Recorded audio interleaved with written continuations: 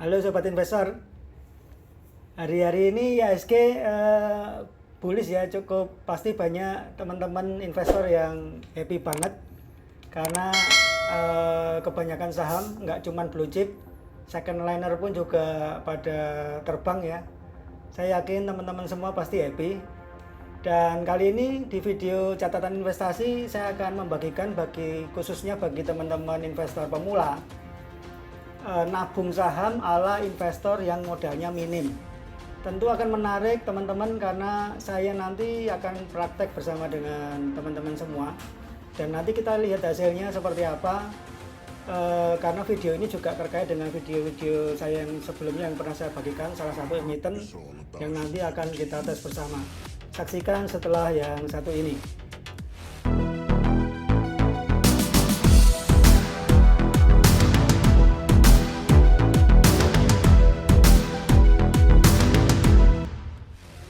Oke, mari kita mulai, tidak lama-lama. Jadi tema kali ini yaitu nabung saham ala investor modal minim. Kita lihat dulu setahun akan jadi berapa ya. Pertama-tama ini selalu ada di dalam video saya ya, satu istilahnya important notice, disclaimer. Intinya bahwa saya mau katakan ke teman-teman bahwa berinvestasi di pasar modal itu adalah termasuk investasi yang beresiko. Resiko di sini tentunya ada resiko tinggi dan juga high return ya. Salah satu investasi yang high return, high risk itu adalah di pasar modal. Lalu yang kedua, catatan investasi itu adalah channel ini tidak ada afiliasi dengan emiten-emiten tertentu, khususnya yang saya sebutkan di video kali ini, karena channel ini tujuannya adalah memberikan edukasi. Saya juga berbagi pengalaman dengan teman-teman semua. Lalu yang terakhir adalah modal Anda, tanggung jawab Anda, begitu ya. Ini penting, perlu saya sampaikan supaya nanti kita bisa sama-sama memahaminya. Nah, bicara tentang nabung saham ya, what and why, apa dan mengapa kita tuh perlu nabung saham. Saya akan jelaskan secara lengkap dari apa dan mengapanya, kemudian nanti saya akan tambahkan dengan bagaimana kita mengatur mindset kita sebagai seorang investor untuk nabung saham, karena perlu mindset. Tanpa mindset maka tujuan kita nggak akan berhasil untuk nabung saham ini ya teman-teman. Yang pertama, menabung itu menurut saya adalah suatu istilah, yaitu kalau kita bicara nabung itu menyisihkan ya sebagian penghasilan kita, penghasilan utama ya, baik itu dari kita kerja sebagai karyawan ataupun teman-teman yang berbisnis, berarti menyisihkan penghasilan dari bisnis, dari income perusahaan ya, secara berkala begitu ya. Secara berkala ini penting ya, karena kalau teman-teman mengatakan menabung tapi tidak secara berkala, itu bukan menabung. Artinya menabung itu bukan sebagai sesuatu yang penting atau yang urgent. Lalu yang kedua, menabung saham itu seperti menabung di bank teman-teman. Bedanya hanya masalah instrumen. Kalau kita menabung di bank ya, kita menabung di bank berarti kita buka rekening, kita taruh uang di situ secara berkala. Tetapi yang ditabung di sini, yang saya maksud di video ini adalah yang ditabung adalah saham. Bener kan? Karena istilahnya juga nabung saham, ya menabung saham. Jadi menabung saham juga perlu rekening, namanya rekening dana nasabah, RDN, atau mungkin ada yang mengistilahkan RDI ya, rekening dana investor. Biasanya rekening dana investor ini ketika teman-teman membuka satu akun di sekuritas itu dibukakan rekening atas nama si nasabah. Jadi yang ditabung sama-sama uang sebetulnya. Bedanya kalau di bank uangnya mengendap di situ aja, dibiarkan. Tetapi kalau menabung saham ini di rekening dana nasabah itu uangnya nggak diam. Kita belikan saham. Nah itu yang namanya menabung saham ya. Nah ini juga penting, Ada orang mengatakan istilah lain ini dari nabung saham, yaitu dollar cost averaging atau seringkali disebut dengan DCA ya. Kalau ini kita di Indonesia berarti rupiah cost averaging begitu ya. Jadi nabung saham itu istilah lainnya adalah dollar cost averaging ya. Jadi kalau ada orang bilang cicil beli itu ya sebetulnya sama aja sih, DCA ya. Nah, sekarang mengapa sih kita harus nabung saham? Yang alasan pertama yaitu saham itu adalah instrumen yang terbaik ya. Memang ada investasi lain ya, kita investasi itu kan bisa di aset ya, seperti properti, rumah, mobil dan sebagainya. Ada investasi di keuangan, aset finansial. Aset finansial itu ada saham, obligasi, reksadana dan sebagainya. Ya, jadi ada dua instrumen investasi. Tapi dari sekian pilihan, menurut saya dan banyak orang bilang instrumen terbaik itu adalah saham. Ya. Nah, yang berikutnya ini penting karena banyak dari investor ataupun mungkin trader ya punya pemahaman bahwa saham itu seperti dagang. Ya, istilahnya jual beli begitu. Padahal memang kita jual beli saham, tapi kalau bagi seorang investor, mindsetnya adalah saham itu adalah bisnis. Jadi ketika seseorang membeli satu saham di emiten tertentu, berarti dia sedang membeli emiten itu. Misalnya, saya membeli saham Unilever atau UNVR, berarti secara pengakuan saya adalah pemegang saham dari Unilever. Walaupun teman-teman cuma beli satu lot saja, itu sudah disebut sebagai pemegang saham dan sekaligus punya proporsi kepemilikan di bisnis tersebut. Bedanya cuma masalah persentase. Ada yang persentasenya cuma 0, berapa begitu satu lot yang mungkin kecil sekali ya. Ada yang 1%, 2%, 5%, 10% dan seterusnya. Jadi perlakukan saham itu adalah sebagai bisnis. Ini penting sekali ya, karena kalau nanti kita nggak punya pengertian ini, maka pengertian nabung saham ini tentu akan tidak sesuai dengan harapan. Nah, ini adalah why berikutnya. Saham itu adalah pelindung inflasi, teman-teman. Ya. Kenapa pelindung inflasi? Karena kita tahu bahwa inflasi itu dari tahun ke tahun ya naik turun sih ya. Dan ketika inflasinya tinggi, itu berarti harga-harga naik tinggi ya. Seringkali penghasilan kita, gaji kita itu tidak mencukupi untuk menahan inflasi. Contoh, kalau kita beli Indomie yang sederhana ya, beli Indomie 10 tahun yang lalu dengan harga sekarang tentu selisihnya lumayan tuh ya. Kalau dulu mungkin Indomie itu bisa 200 dapat, sekarang mungkin 1000, 2000 ya. Nah itulah kenapa? Karena inflasi. Nah inflasi itu adalah yang menggerus penghasilan kita, tabungan kita, deposito kita. Nah saham itu adalah salah satu instrumen investasi yang melindungi kita dari inflasi. Nah ini menarik ya. Nah ini yang terakhir ya, why yang terakhir, dengan kita nabung saham berarti kita sedang menyukseskan program dari pemerintah, dalam hal ini adalah Bursa Efek Indonesia ya, di mana tagline-nya yang sering digemborkan itu adalah yuk nabung saham ya, YNS yuk nabung saham. Itu kan gencar sekali ya pada saat beberapa tahun yang lalu, sehingga sekarang terasa sekali bahwa jumlah investor saham itu semakin meningkat ya setiap tahunnya. Dan saya dengar dari berita-berita yang saya baca, penambahan investor itu banyak dari kalangan kaum milenial. Nah, yang berikutnya, saya tadi sudah menggambarkan apa dan mengapa kita perlu nabung saham. Ya. Nah, sekarang bagaimana mindset yang harus kita bangun supaya kita sukses nih di nabung saham ala investor modal minim nih ya. Nah, yang pertama, nabung saham itu tidak sama dengan trading. Saya ulangi, nabung saham itu tidak sama dengan trading. Mengapa? Karena trading itu kita cuma beli jual gitu ya. Ada yang mengistilahkan ODT ya, beli pagi jual sore, one day trading. Itu bukan nabung saham. Ada mungkin yang lebih panjang lagi nih, misalnya dia beli lalu dijual selama 1 minggu, 2 minggu, 1 bulan, 2 bulan, itu juga trading sebetulnya. Jadi trading adalah aktivitas perdagangan ya, kita membeli saham entah biasanya di harga murah kemudian dijual di harga yang lebih tinggi, itu trading. Tapi kalau nabung saham itu tidak sama teman-teman ya, ini pengertian dan pengalaman yang saya dapatkan. Nah, ini mindset yang kedua yang harus kita tanamkan di dalam pikiran kita.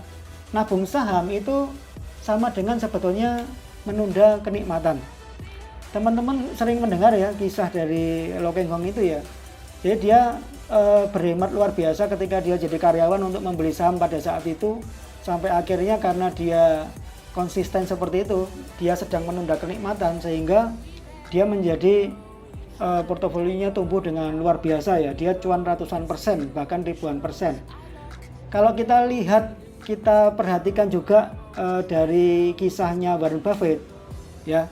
Warren Buffett pun juga sama, dia dari keluarga nggak punya waktu itu, kemudian dia juga berhemat luar biasa, hidupnya sederhana sehingga dia menjadi orang terkaya di dunia ya. Jadi ketika kita ngomong nabung saham itu berarti kita sedang menunda kenikmatan teman-teman. Nah, ini mindset ketiga yang perlu kita pahami. Nabung saham itu perlu komitmen ya, bukan sekedar apa ya, wah aku mau nabung saham, nggak cuman bisa begitu, tapi harus komitmen. Komitmen ini adalah satu tekad yang kuat atau satu janji yang kuat untuk kita benar-benar mau nabung saham ya. Ini butuh komitmen, karena kalau tanpa komitmen maka saya yakin teman-teman akan berhenti di tengah jalan nih ketika ada godaan, gangguan dan sebagainya, tentu nggak akan bisa berhasil ya. Nah, nabung saham mindset yang keempat itu kita perlu punya satu tujuan atau goal. Contoh, misalnya saya mau nabung saham untuk biaya kuliah misalnya. Contoh sekarang ini ketika saya ngomong ini, teman-teman misalnya teman-teman masih SMU gitu ya, ada waktu 3 tahun lumayan ya untuk bisa nabung saham misalnya. Atau ada juga yang punya tujuan atau goal, misalnya nabung saham untuk biaya pernikahan misalnya. Ada lagi nabung saham untuk beli mobil, beli rumah dan sebagainya. Nah, itu berarti ada satu tujuan, goal yang jelas. Ini penting, karena kalau teman-teman cuma punya komitmen untuk nabung saham tapi nggak punya tujuan, maka tidak akan maksimal ya.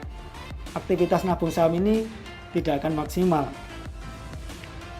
Lalu yang berikutnya, yang kelima, nabung saham itu tujuannya adalah untuk masa depan ya. Kita bicara tentang masa depan. Goal tadi bicara tentang juga masa depan sebenarnya, tapi goal harus ditetapkan spesifik ya. Misalnya nabung saham untuk tadi saya ngomong biaya kuliah, pernikahan, bisa juga nabung saham untuk persiapan pensiun.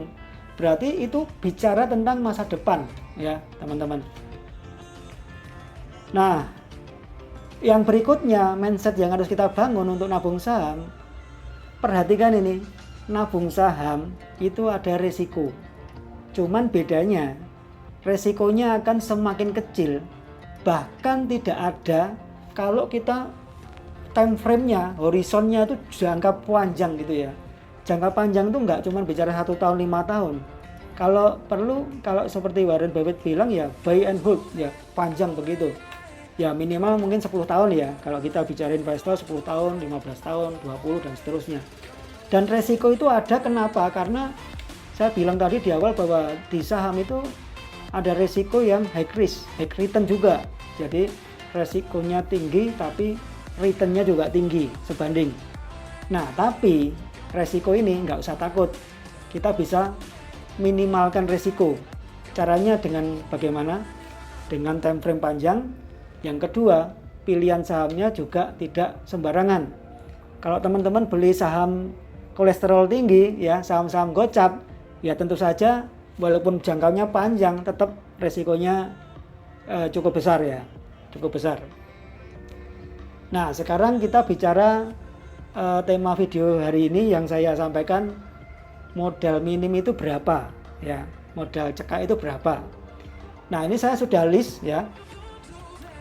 Kalau kita bicara modal minim itu setiap orang relatif ya. Ada yang mengatakan modal minim saya kemampuannya 10.000. 10.000 bisa beli saham nggak? Bisa. Ya tadi saya bilang kalau saham-saham kolesterol itu yang saham-saham 50 rupiah gocap itu ya 10.000 sudah dapat ya. Satu lotnya berarti 5.000 ya. Jadi 10.000 itu bisa dapat 2 lot ya. Ada lagi yang bilang lah saya mampunya 20.000, 30.000 dan seterusnya. Nah teman-teman masuk kolom yang mana nih? A, B, C, D, E. Saya sertakan ada banyak angka-angka ya, ada mulai 100.000, 150.000, 200.000, 225, 250 dan seterusnya. Atau mungkin di kolom C, tulis di kolom komentar ya. Oh saya mampunya, saya mau komitmen nabung saham misalnya di kolom C ini saya sebut aja 500 misalnya tiap bulan. Kan tadi saya ngomong berkala ya, jadi nabung saham itu bicara berkala. Atau yang D nih ya, tergantung dari penghasilan atau gaji masing-masing ya. Ada juga yang sampai kolom E ya, 5 berapa itu angkanya banyak ya, 5 miliar per bulan ya. Tapi relatif, tapi saya akan pilih satu angka yang menurut saya apa ya, tidak terlalu tinggi banget tapi juga tidak terlalu rendah. Tapi nanti teman-teman kalau nggak pakai angka saya juga nggak masalah, misalnya lebih di bawahnya sedikit. Saya ambil yaitu 1 juta. Jadi bagaimana kita nabung saham 1 juta setiap bulan, itu nanti hasilnya jadi berapa. Nanti kita update ya, 1 tahun jadi berapa, 2 tahun, 3 tahun dan seterusnya. Tapi kita coba dulu nih, minimal 1 tahun dulu. Jadi rutin berkala 1 juta setiap bulan ya. Terserah teman-teman, kalau merasa bahwa 1 juta terlalu tinggi ya bisa pilih di bawahnya 750, 500 atau mungkin 300 dan seterusnya. Nah sekarang pertanyaan berikutnya ini penting nih ya, nabung saham apa ya. Nah nggak usah bingung ya, saya pilihkan satu saham ini yang pernah saya bahas di video ini yang ada di link, yaitu analisa Demas ya. Saya pilih saham ini bukan rekomendasi, bukan pom-pom ya, tapi ini pengalaman saya sendiri yang saya alami, di mana saya berani ngomong ini tentunya saya juga mengalami ya. Terserah teman-teman mau ambil saham ini atau tidak, bisa pakai saham lain ya. Yang penting adalah tujuan dari video ini yaitu nabung saham ala investor modal minim ya.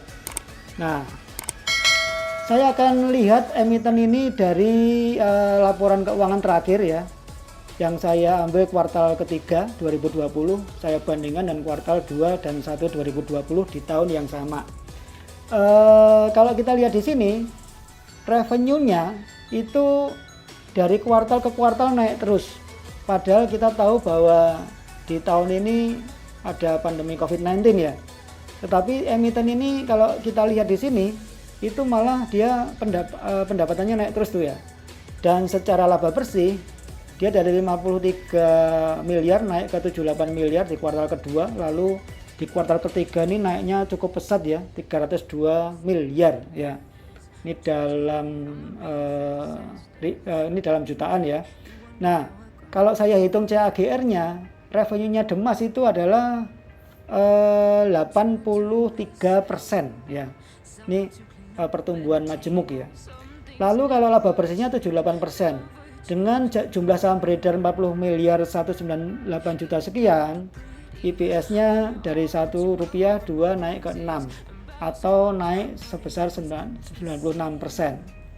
Lalu secara arus kas ya, ini arus kasnya sempat minus di kuartal pertama, tapi di kuartal kedua membaik ya, luar biasa naiknya, dan di kuartal ketiga masih di angka tersebut ya. Nah perhatikan, ini yang saya bilang perusahaan kuat ya, secara fundamental bagus. Dia arus kasnya melebihi dari laba bersihnya. Jadi pengertiannya adalah dia kuat secara keuangan, dan secara rasio hutang pun emiten ini tuh juga termasuk bagus ya.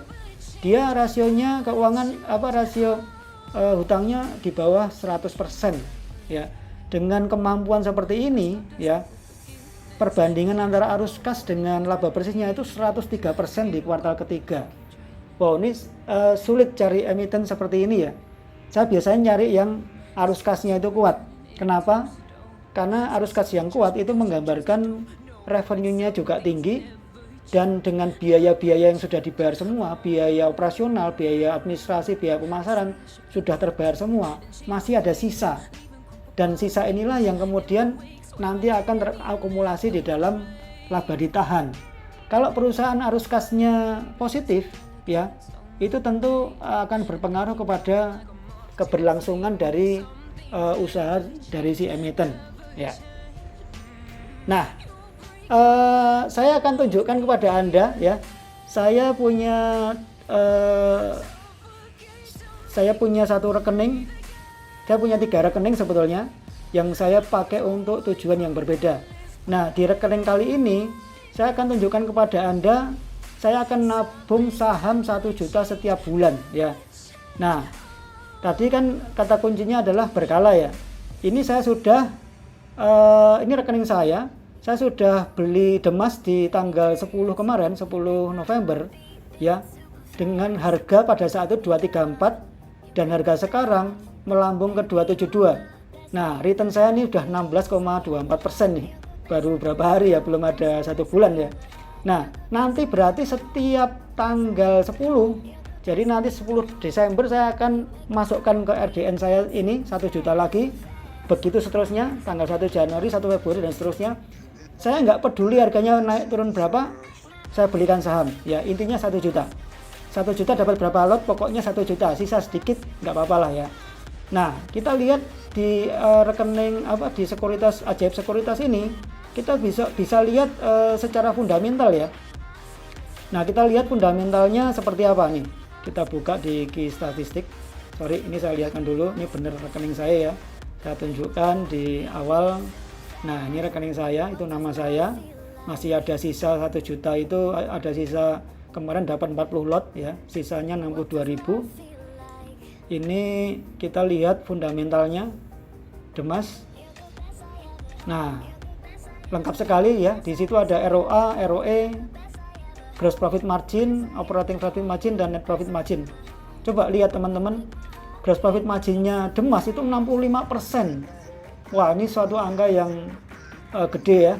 Biasanya minimal 40% aja udah terkategori bagus, ya. Lalu net profit margin dari Demas itu di 46,18%. Nah, ini valuasinya lengkap di Sekuritas Ajaib ini, ya. EPS-nya 8,37, ini data terbaru. PBV-nya di 2,31. Lalu ada revenue per share, book value per share. Nah, PE-nya tinggi, ya, 32.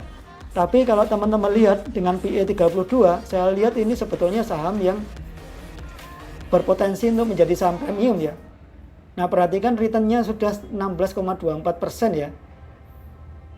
Deposito di mana dengan 1 juta kita dapat bunga 16,24%, ya. Saya yakin nggak ada deposito yang setinggi itu. Nah, ini lalu kita lihat juga current ratio, ya, rasio solvency dia 275%, hampir 3 kali lipat kemampuan untuk membayar hutang jangka pendeknya. Nah, ini perhatikan DER-nya, dia tadi saya ngomong di bawah 100% kan, dia angka yang sekarang dia di 23%, ya.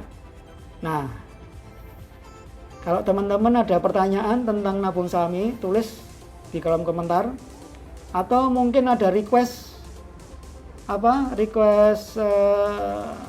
pembahasan saham emiten silahkan tulis, ya.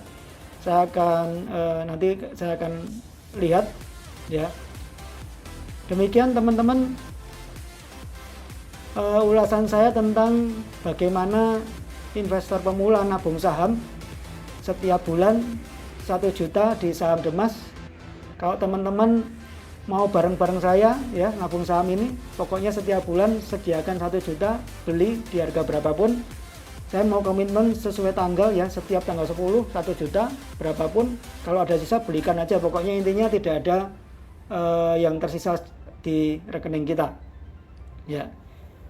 Oke, sampai jumpa lagi di video-video berikutnya. Salam investasi, happy cuan selalu.